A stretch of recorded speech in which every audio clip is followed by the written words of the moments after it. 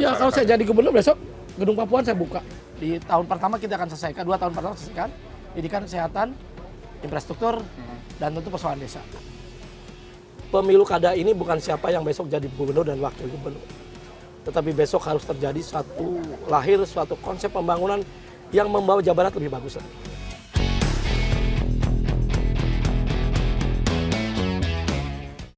Pagi-pagi ini saya sudah berada di Pangandaran, Jawa Barat, dan spesial hari ini saya akan ngobrol dengan calon gubernur.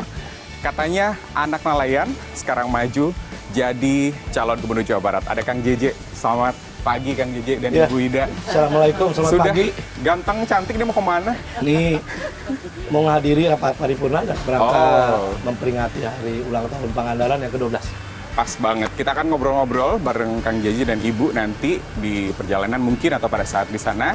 Kita akan mengupas Kang JJ sosoknya seperti apa dan bagaimana sih persiapan untuk maju di Pilgub Jawa Barat 2024. Oke Kang, mari kita jalan. Kang, tadi saya sebut Kang JJ anak nelayan, bener gak sih? Iya, bapak saya itu dia baru punya mesin, dia nelayan buruh. Namanya Janggol kalau di sini. Oke. Jadi nggak punya perahu sendiri nggak gitu punya ya? perahu, baru tahun 80 lah dia dapat bantuan dari pemerintah. Karena waktu itu kan ada Kepres 39 tahun 80, penghapusan bukat harimau dan motorisasi nelayan kecil. Nah, baru ayah saya dapat mesin dan perahu. Oh, tapi pertanyaannya Kang JJ pernah ikut melaut nggak dari kecil? Ya tentu sering, tapi gini, tentu sering ada anak nelayan kan. Yang itu renang di pantai, terus. Tapi kalau libur, karena bapak melarang saya untuk ikut melaut pada saat sekolah. Karena bapak lebih mendorong, kamu sekolah lah. Berarti harus sekolah dulu ya, yang paling sekolah. utama ya. Dia bilang begini, udah cukup bapak yang apa? Disedih saya.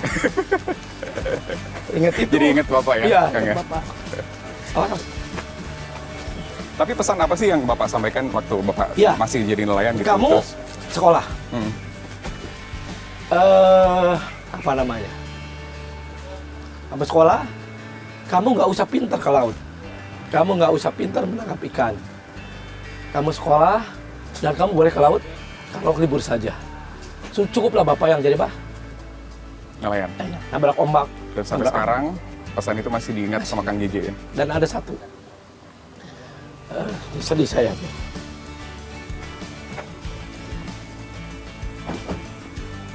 Satu yang dia bilang, keluarga kita nggak ada yang bisa dibanggain.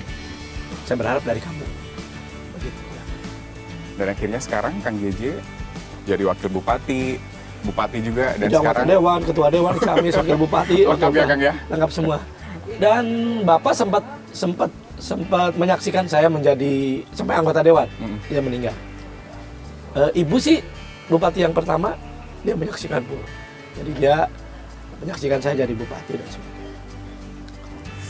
Pesan yang mendalam dari orang tua Kang JJ, memang meskipun seorang nelayan, tapi tidak ingin anaknya memiliki nasib seperti keluarganya atau bapak begitu ya. Dan akhirnya ibu Kang yang JJ. gini, ini pesan bapak. Ketika saya sudah besar, saya kan diminta oleh nelayan jadi ketua KUD sampai sekarang nih, KUD Minasari. Sampai sekarang menjadi ketua NSI. Kenapa saya mau? Saya organisasi lain yang nggak mau lah, kecuali di pantai dan di kenelayanan. Kenapa saya mau? Karena saya anak nelayan. Saya tahu persis nasib nelayan. Ya, saya tahu persis bagaimana kehidupan nelayan. Kalau petani kan nanam padi nyangkul, nanam padi mumpuk 3 bulan udah panen. Nelayan kan hari ini berangkat ke laut belum tentu dapat. Nasibnya ditentukan hari itu juga ya Kang ya? Saya jadi ketua KUD mau karena saya anak nelayan. KUD itu punya TPI, TPI itu tempat standarisasi harga. Jadi orang jual ikan, di situ ada standar harga dan sebagainya, jadi harga tertinggi dan sebagainya. Tapi ibu pernah begini, ibu sekarang juga bakul ikan. Jadi saya SMP, dia beli ikan. Saya di Camis, dia beli ikan, jual ikan. Namanya bakul kobet namanya. Ibu. Bakul kobet ini bakul yang semi ilegal. Dia tidak beli di mana? Tidak beli di TPI kan? Iya. Tidak beli di TPI. Nah, sehingga suka diuyak-uyak sama petugas TPI atau pengaman lain untuk beli bakul tidak boleh beli di mana? Di yang ilegal tadi. Yang bukan ilegal apa namanya ya? Tidak resmi lah, Tidak kalau resmi, ya. kalau ilegal kan terlalu kasar kan begitu. Baik. Tidak resmi, terus saya jadi ketua KUD kan. Ketua KUD ibu tahu. Entong galak-galak ke bakul. Kan mah juga pernah jadi bakul begitu. Rasain juga ibu berarti. Iya, ibu bilang gini, ya nggak apa, pokoknya gini. Biar itu juga jalan, bakul juga jalan. Karena gini, bakul tuh jadikan mitra. Jadi kalau kalau banyak ke bakul, berarti ada sesuatu yang salah. Manajemen atau ada sesuatu yang lebih di bakul. Kan begitu. Saya bilang, Mak, itu tidak terlalu ngotot orang jual ke KUD, ke TPI. Ya. Kenapa? Karena TPI ini bukan hanya tempat untuk membuat standarisasi harga. Kalau kau di luar lebih bagus, ya mangga jual keluar. Bagi kita kan bukan operasi yang maju, tapi rakyat merasakan kesejahteraan. Dipeluk dicium sama ibu. Masya Allah. Ya. Mendalam sekali ceritanya Kang. Tapi Ya. ini sepertinya Kang Jeje dan Ibu ini mau ke DPRD. Jadi dan Kang Jeje terkenal on time ya. Ini acara masih jam 9 tapi sudah berangkat Jam sekarang. 9, jam 8. Jam 8? Ya, Oh, saya maju berarti. Jam 7.30 harus sudah 7.30 harus sudah di sana. Oke, kita nanti ketemu lagi Kang Oke, ya. Kang, makasih. Siapa tahu bisa ngobrol bareng sama Oke, warga makasih. ya. Pertundun Kang, hati-hati di jalan. Yuk. Aduh. Kamera bisa ikut satu.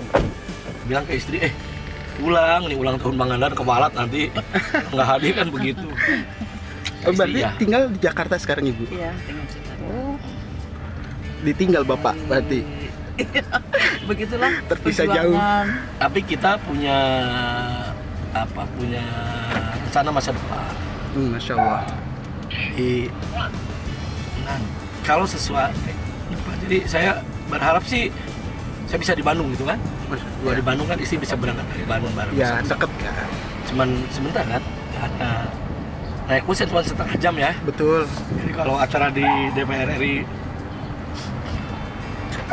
jam 9 bisa berangkat jam 7 udah sampai. Tapi ya rencana ya mudah-mudahan Ya mudah-mudahan Pak. Allah menakdirkan sesuatu Amin. yang saya bisa tinggal di Bandung lah. Amin. Ya bisa jadi gubernur atau bisa jadi apapun lah di sana kan begitu ya. Amin.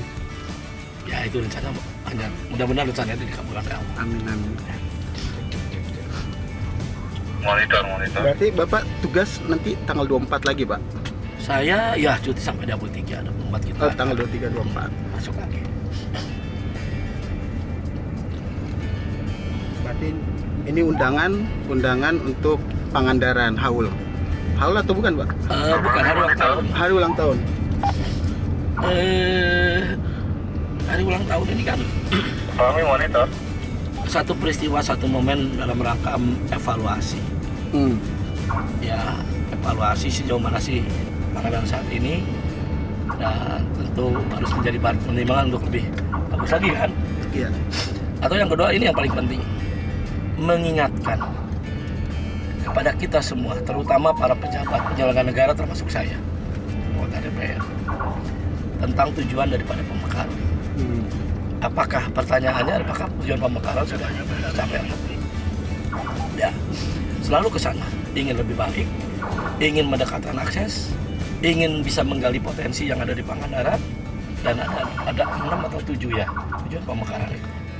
Minimal itu yang paling pokok kan? Utama betul. Paling pokok, dan ini harus menjadi bagian yang penting di dalam rangka perenungan, ya evaluasi dalam ulang tahun itu yang paling pokok. Oke. Pertanyaan 3, keinginan 3 warga pemekaran ini harus selalu konsep pembangunan atau keinginan pembangunan harus diletakkan pada 3 tujuan daripada pemekaran ini.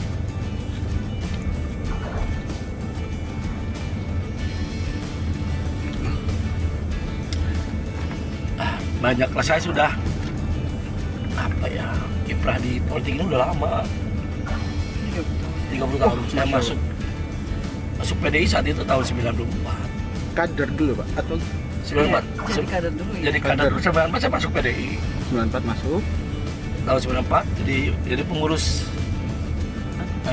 DPC namanya, Dewan Bina Cabang Kabupaten Ciamis. Oke. Saat itu usia saya mungkin 28 tahun. 28 atau 9 tahun. Baru nikah juga masih PMI. Tahu PMI nggak? Numpang di mana? Di Mertua. Pondok Mertua Indah. Sadaya Kisame Rawuh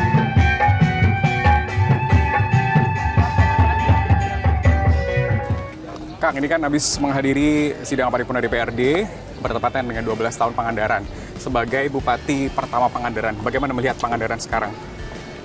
Saya suka ngomong begini, kan terlalu subjektif kalau saya ngomong Pangandaran bagus lah ya. Karena saya adalah bupati, orang yang tentu bertanggung jawab terhadap pembangunan Kabupaten Pangandaran. Tapi begini, kalau kita lihat indeks-indeks tadi ya. Ya. Jadi kalau kita lihat indeks-indeks, kita sudah berada di tengah tuh. Laju pertumbuhan ekonomi kita bagus juga kan. PDRB kita sudah bagus. Saya lihat tadi dari penyampaian PPJ kan, ya, tentang indeks, tentang pembangunan. Ya sudah bagus ya, dan ini kan tasakur nikmat 12 tahun Kabupaten Pangandaran membangun, dan yang paling penting adalah merupakan evaluasi ya, renungan sejauh mana pencapaian pembangunan Kabupaten Pangandaran untuk kita teruskan lebih lanjut lagi. Ya, terus juga yang lebih penting nih, mengingatkan kembali pada tujuan pemekaran. Ada 6, tapi intinya kira-kira lebih baik lah. Ya. Baik akses, potensi yang dimiliki, pembangunan, ya artinya lebih baik lah, lebih sejahtera. Itu yang tentu menjadi hal yang paling fundamental di dalam rangka memperingati hari ulang tahun Kabupaten Pangandaran yang ke-12. Oke. Tapi kalau bisa dibilang Kang JJ ini sebagai bupati pertama, terus kemudian banyak melakukan perubahan infrastruktur, jalan dan lain sebagainya. Oh, iya. Berarti kan bibitnya awalnya dari situ kan, Kang? Gini. Kan tadi ingin lebih baik. Sampai hari ini kita tidak punya pendopo. Saya masih tidur di rumah pribadi saya. Kantor Pemda juga sudahlah, kalian ngontrak dulu. Tapi pelayanan publik, puskesmas, rumah sakit, ya laboratorium kesehatan, ya itu kita bangun, sekolah kita bangun luar biasa. Kenapa? Karena emang kan rakyat tidak terlalu butuh lah, tidak butuh kantor bupati bagus lah ya. Fun fact-nya nih, Kang Ya. JJ ternyata tidak punya rumah dinas. Nggak selama punya menjabat. rumah dinas, kantor juga masih sangat sederhana. Pendopo yang paling itu pendopoan tadi tuh. Di kantor kan? polisi. Iya, kantor polisi kan, Bapak bisa lihat. Saya nggak punya rumah dinas, pendopo juga pendopoan, kantor juga masih ngontrak. Karena kita kan rakyat tidak butuh kantor bupati bagus, rakyat tidak butuh kantor para pejabat bagus. Rakyat ingin kesejahteraannya bagus, infrastruktur, kesehatan, pendidikan, penataan wisata, itu bagus. Jadi itu yang kita dahulukan. Berarti pada saat menjabat sebagai bupati kemarin, rakyat yang lebih bisa gampang ketemu gitu ya, Kang ya? Kalau tuh? tidak ada birokrasi, tidak ada rumah dinas, kayak biasanya kan rakyat harus ke kantor wali kota dulu gitu. Jadi gini, Lebih mudah apa gimana gitu? saya punya prinsip ya.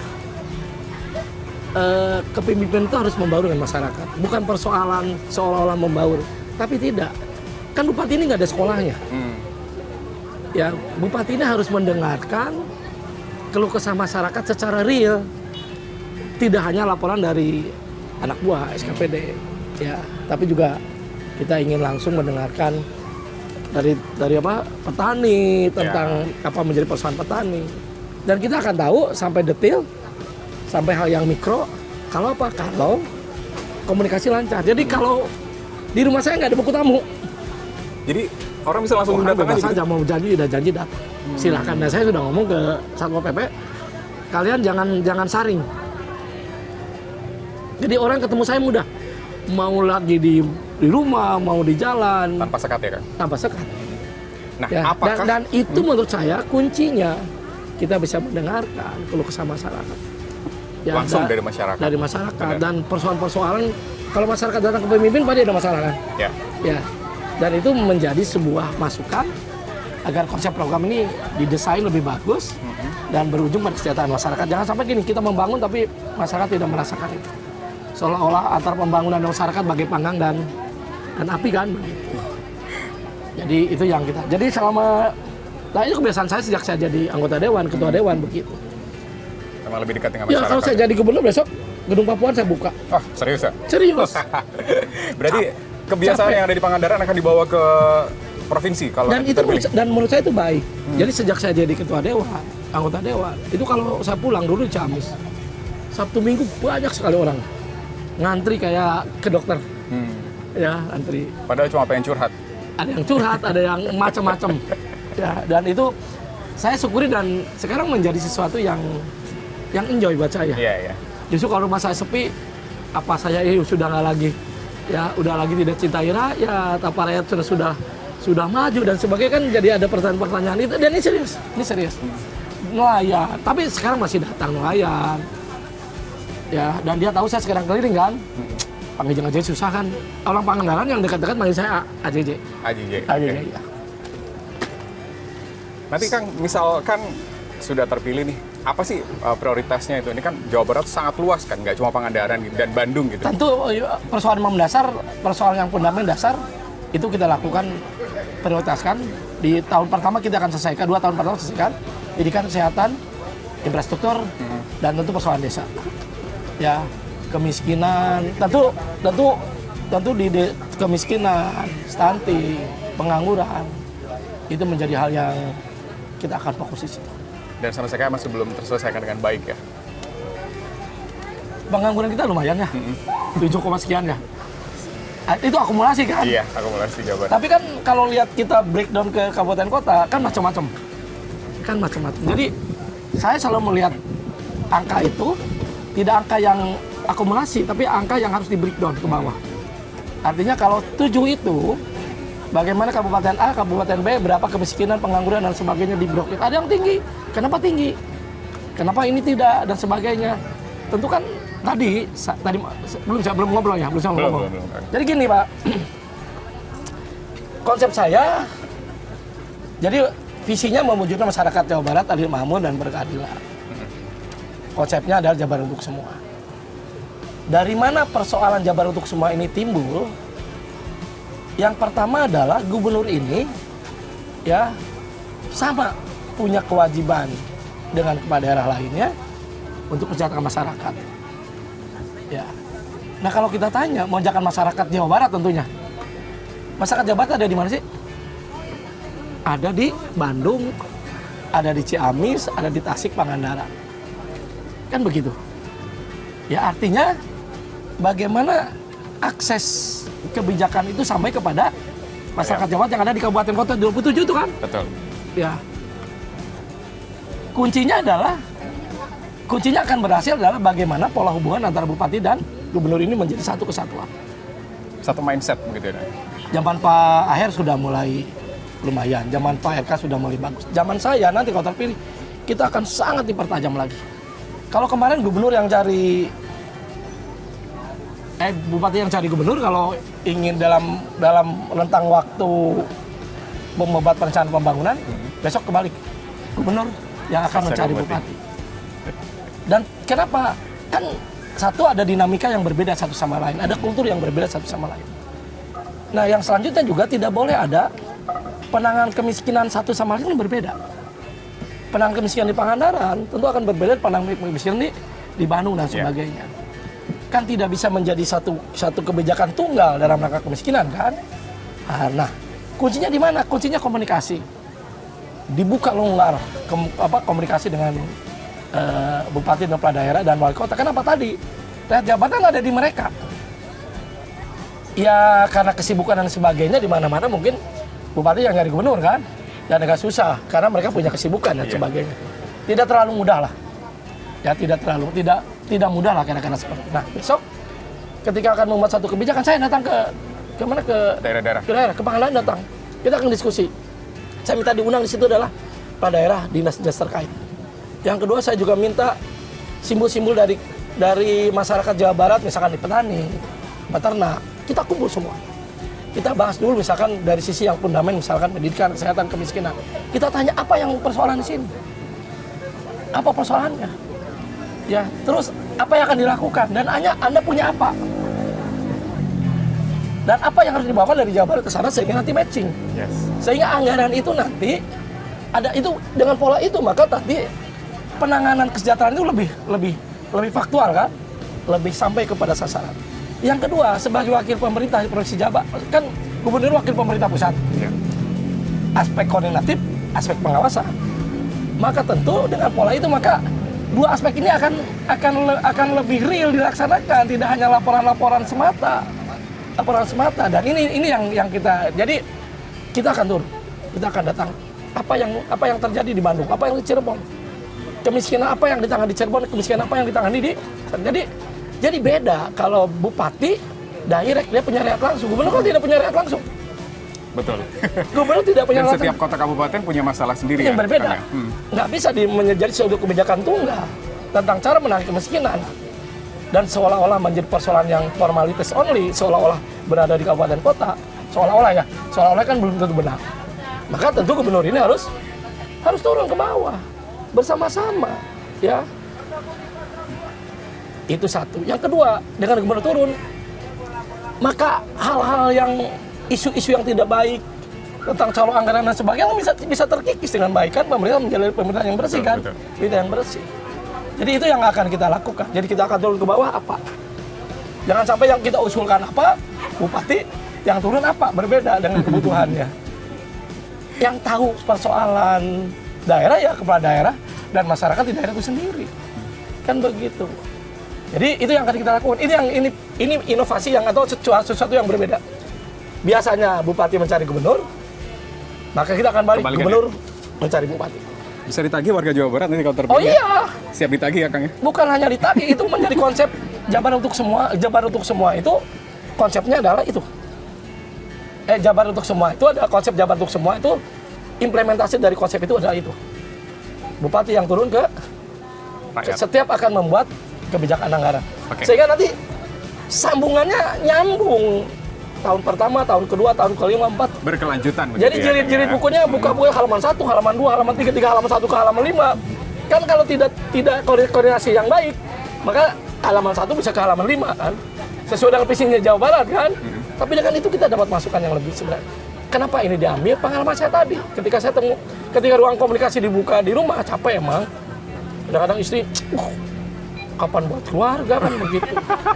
Curhat ya, Kang? Oh istri kadang-kadang anak-anak, bapak minggu aja Sibuk mulu, 5 tahun. Bapak, gitu. Tapi resiko kan. Nah dari saya ketemu dengan masyarakat, saya banyak masukan. Detail, sangat mikro kan. Nah kalau saya jadi gubernur, itu akan kita lakukan dalam pola skala yang sistematis, strategis, dan lebih besar. Oke.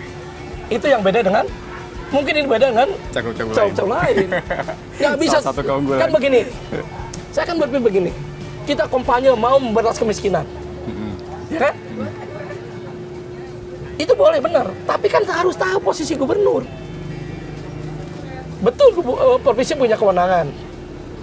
Di provinsi ada kewenangan kabupaten kota berdasarkan Undang-Undang 23 kan, tentang pemerintah daerah. Tapi kan yang paham itu adalah daerah itu sendiri, ya kan? Jadi betul. Tapi posisi gubernur kan beda dengan posisi bupati. Iya, betul. Nggak punya Bisa rakyat digaris bawahi. nggak punya rakyat langsung kan, nggak punya rakyat langsung. Maka baik langsung tidak langsung ya harus koordinasi dengan provinsi. Dan agar jangan juga menjadi secara formalitas only, ya harus turun. Pada desa dengan apa sih persoalan desa? Apa yang dipunyai kabupaten? Kan anggaran kita 30 triliun tuh. Triliun. Terus kita punya mungkin belanja pegawainya 7 triliun kan masih ada sekitar 27 triliun, 23 triliun tuh, 20 triliun. Nah, berapa yang kita ke daerah? Berapa alokasi yang ke daerah? Yang kedua, juga harus kepada persoalan-persoalan yang urgent dan dipentingkan oleh daerah itu sendiri. Kepentingan Bandung sebagai daerah ibu kota, penyangga ibu kota, Botabek, tentu berbeda dengan Priangan dan Rebana. Jadi kuncinya apa? Tidak boleh membuat kebijakan penanganan kebijakan tunggal. Ya, kemiskinan, ya tidak boleh tunggal. Kemiskinan di Bandung dan di Pangandaran tentu berbeda.